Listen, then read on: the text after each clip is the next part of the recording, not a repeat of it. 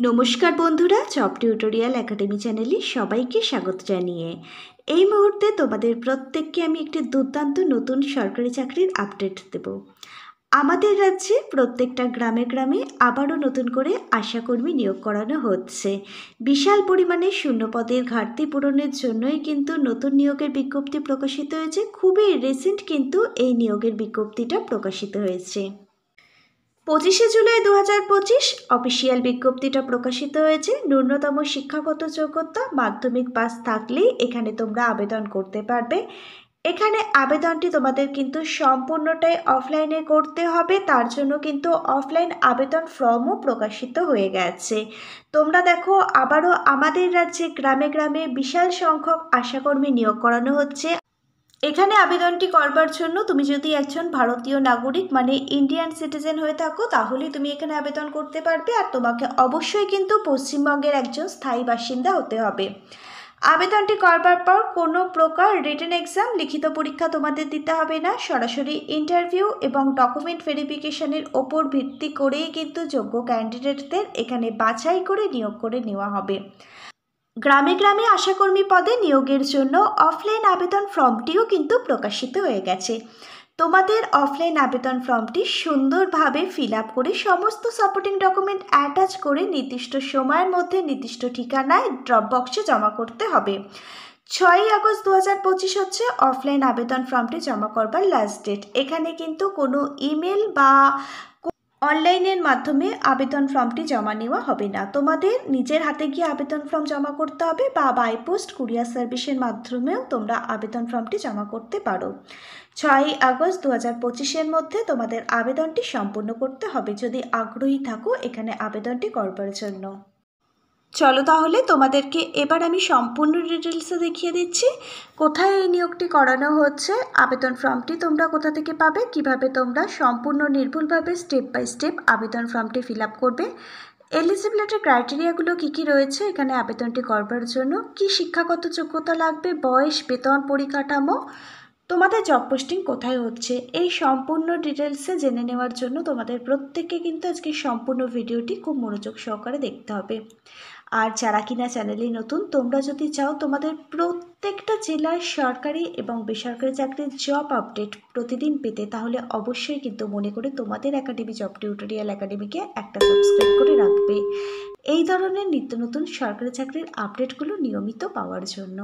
চলো তাহলে তোমাদের আজকে আমি একসঙ্গে দুটি নোটিশ দেখিয়ে দিচ্ছি। আর যেখানে আশাকর্মী নিয়োগের জন্য নতুন নিয়োগ বিজ্ঞপ্তিটা প্রকাশিত হয়েছে, আবেদন ফর্মটি তোমরা কিভাবে পূরণ করবে, এলিজিবিলিটি ক্রাইটেরিয়া সহ আমি দেখিয়ে দিচ্ছি। চলো তাহলে তোমাদের সবাইকে আমি দেখিয়ে দিচ্ছি অফিসিয়াল বিজ্ঞপ্তিটা। প্রত্যেকে অনস্ক্রিনে প্রকাশিত হওয়া অফিসিয়াল বিজ্ঞপ্তিটা দেখতে পাচ্ছ তোমরা। দেখো, আবারও আমাদের রাজ্যে বিভিন্ন গ্রামে গ্রামে আশাকর্মী নিয়োগের জন্যই কিন্তু নতুন অফিসিয়াল বিজ্ঞপ্তিটা প্রকাশিত হয়েছে। 18ই জুলাই 2025 অফিসিয়াল বিজ্ঞপ্তিটা প্রকাশিত হয়েছে, যার ডেট এবং মিমো নাম্বার প্রত্যেকেই কিন্তু তোমরা অনস্ক্রিনে দেখতে পাচ্ছ। এই যে গ্রামে গ্রামে আশাকর্মী পদে কাজ করবার জন্য তুমি যদি আবেদন করতে চাও, তাহলে তোমার ন্যূনতম শিক্ষাগত যোগ্যতা যদি মাধ্যমিক পাস থাকে, মাধ্যমিক সমতুল্য কোনো পরীক্ষায় যদি তুমি উত্তীর্ণ হয়ে থাকো, মানে শুধুমাত্র ক্লাস 10 পাস করা থাকলেই তুমি এখানে আবেদন করতে পারবে। উচ্চতর শিক্ষাগত যোগ্যতা যাদের আছে সেই সমস্ত ক্যান্ডিডেটরাও কিন্তু এখানে আবেদন করতে পারবে। তবে কিন্তু এখানে মাধ্যমিকের নাম্বারটাই কিন্তু বিবেচিত করা হবে নিয়োগের জন্য। এখানে আবেদনটি করবার জন্য একজন আবেদনকারীকে ইন্ডিয়ান সিটিজেন মানে ভারতীয় নাগরিক হতে হবে। যে সমস্ত জায়গা থেকে এই নিয়োগের বিজ্ঞপ্তিটা প্রকাশিত হয়েছে সেই সমস্ত জায়গার একজন স্থায়ী বাসিন্দা কিন্তু প্রার্থীকে হতে হবে। তোমাদের মধ্যে থেকে যারা মহিলা ক্যান্ডিডেট আছো, যারা বিধবা ক্যান্ডিডেট আছো, যারা বিবাহ বিচ্ছিন্না মহিলারা আছো, সকল মহিলা ক্যান্ডিডেট তোমরা এখানে আবেদন করতে পারবে। ভারতীয় নাগরিক ওয়েস্ট বেঙ্গলের বাসিন্দা হলেই তোমরা এখানে আবেদন করতে পারবে। তোমাদের মধ্যে যারা SC ST ক্যান্ডিডেট আছো মানে তপশিলি জাতি ও তপশিলি উপজাতি প্রার্থী আছো, এখানে তোমাদের আবেদনটি করবার জন্য তোমাদের ন্যূনতম বয়স থাকতে হবে 22 বছর। 22 বছর থেকে 40 বছর বয়স পর্যন্ত সকল তপশিলি জাতি ও তপশিলি উপজাতি প্রার্থীরা কিন্তু এখানে আবেদনটি করতে পারবে। তোমাদের মধ্যে যারা জেনারেল ক্যাটাগরির ক্যান্ডিডেট আছো, এখানে তোমাদের ন্যূনতম বয়স থাকতে হবে 30 বছর। 30 থেকে 40 বছর বয়স পর্যন্ত সকল জেনারেল ক্যাটাগরির ক্যান্ডিডেট তোমরা এই আশাকর্মী পদে আবেদন করতে পারবে। তোমাদের বয়সটি হিসেব করা হবে 18 জুলাই 2025 অনুযায়ী। এখানে সম্পূর্ণ আবেদনটি তোমাদের অফলাইনের মাধ্যমে করতে হবে। আবেদনটি করবার সময় তোমাদের দেখো এই সমস্ত ডকুমেন্ট সঙ্গে নিয়ে বসেই কিন্তু অফলাইন আবেদনটি করতে হবে। আবেদন ফর্মটি সবার প্রথমে ডাউনলোড করবে, প্রিন্ট আউট বার করে এই সমস্ত ডকুমেন্ট দেখে সুন্দরভাবে ফিল আপ করবে। তারপর প্রত্যেকটা ডকুমেন্ট জেরক্স করবে, সেলফ অ্যাটাস্টেজ করে আবেদন ফর্মটির সাথে অ্যাটাচ করে দেবে। তারপর নির্দিষ্ট সময়ের মধ্যে নির্দিষ্ট ঠিকানায় তোমাদের আবেদন ফর্ম জমা করতে হবে। 6 আগস্ট 2025 হচ্ছে আবেদন জমা করবার লাস্ট ডেট। ডাকযোগে বা ইমেলের মাধ্যমে কিন্তু অফলাইন আবেদন ফর্মটি জমা করা যাবে না। তোমাদের নিজেদের হাতে গিয়ে আবেদন ফর্ম জমা করতে হবে নির্দিষ্ট সময়ের মধ্যে সংশ্লিষ্ট সমষ্টি উন্নয়ন আধিকারিকের করণে। অর্থাৎ তোমাদের নিজস্ব এলাকার যে বিডিও অফিস আছে সেখানে গিয়েই কিন্তু তোমাদের অফলাইন আবেদন ফর্মটি জমা করতে হবে। সকাল 11টা থেকে বিকেল 4টে পর্যন্তই কিন্তু অফলাইন আবেদন ফর্মটি জমা নেওয়া হবে। আবেদন জমা করবার শেষ তারিখ হচ্ছে 6 আগস্ট 2025। অফিসিয়াল বিজ্ঞপ্তিটা অনুযায়ী এখানে একজন প্রার্থী কিন্তু একটি মাত্র অফলাইন আবেদন ফর্ম জমা করতে পারবে। একজন প্রার্থী কিন্তু একাধিক আবেদন ফর্ম জমা করতে পারবে না। কোন কোন জেলায় এই নিয়োগটি করানো হচ্ছে আমি সেটা বলে দিচ্ছি, তার আগে তোমরা দেখে নাও অফলাইন আবেদন ফর্মটি তোমরা কিভাবে ফিল আপ করবে। তোমরা প্রত্যেকে অনস্ক্রিনে একটি অফলাইন আবেদন ফর্ম দেখতে পাচ্ছ। একটি এক পাতার অফলাইন আবেদন ফর্ম প্রকাশিত হয়েছে। এই আবেদন ফর্মটি তোমাদের কিন্তু সুন্দরভাবে পূরণ করতে হবে সমস্ত সাপোর্টিং ডকুমেন্ট দেখে। একটি রিসেন্ট তোলা কালার পাসপোর্ট সাইজের ফটো তোমাদেরকে আঠা দিয়ে আবেদন ফর্মটির সাথে অ্যাটাচ করতে হবে। তারপর দেখো এখানে আবেদনকারীর নাম লিখতে হবে, ব্লকের নাম লিখতে হবে, এলাকার গ্রামের বা পাড়া বা শহরের নামটা এখানে লিখতে হবে। তারপর দেখো আবেদনকারীর নাম, পিতার নাম, স্বামীর নাম, অভিভাবকের নাম এখানে ফিল আপ করতে হবে। স্থায়ী ঠিকানা, তোমার গ্রামের নাম বা শহরের নাম, পোস্ট অফিস, থানা, জেলা, পিনকোড নাম্বার সমেত এখানে লিখে দিতে হবে আধার কার্ডটি দেখে।